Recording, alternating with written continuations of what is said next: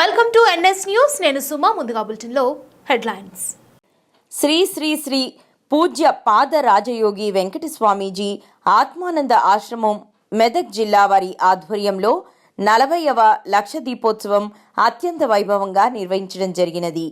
ఈ కార్యక్రమంలో ఆలయ వైదిక మరియు పరిపాలనా సిబ్బంది, స్వామివారి శిష్య బృందం మరియు భక్తులు, గ్రామస్తులు అధిక సంఖ్యలో పాల్గొని విజయవంతం చేయడమైనది.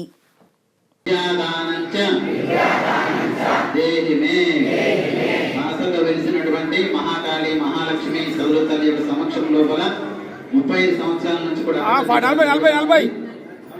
సంవత్సరాలు జరుగుతూ ఉంది.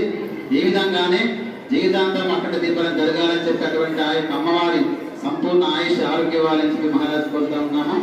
సరస్వతి మాతాకి మాతాకి మహాకాళి మాతాకి.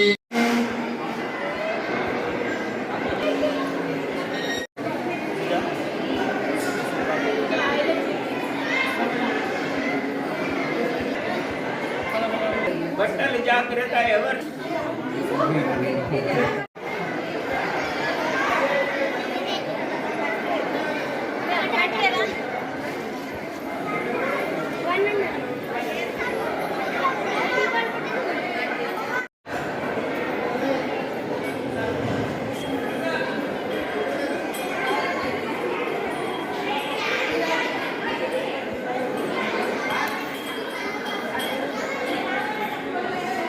కాదని ఏం చెప్పను.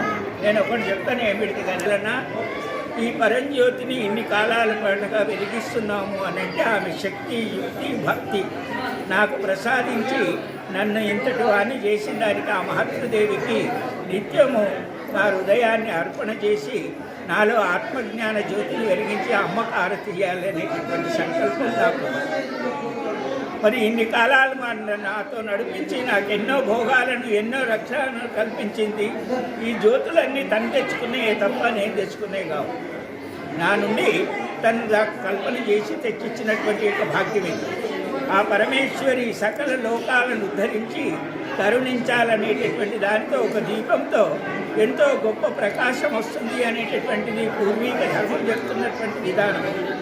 ఆ విధి విధానంలో నుండబడేటటువంటి నగ్న సత్యాన్ని గ్రహించగలిగేటటువంటి ఆత్మీయతలకందరికీ కూడా జ్ఞాన ప్రకాశాన్ని ప్రసాదించి అజ్ఞానాన్ని తొలగించి జ్ఞానవంతులను చేయమని మాతృమూర్తికి దండం పెడుతున్నాను. ఆ వాణి ఎప్పటికీ కూడా భక్తులను రక్షించాలని కోరుకుంటున్నాను.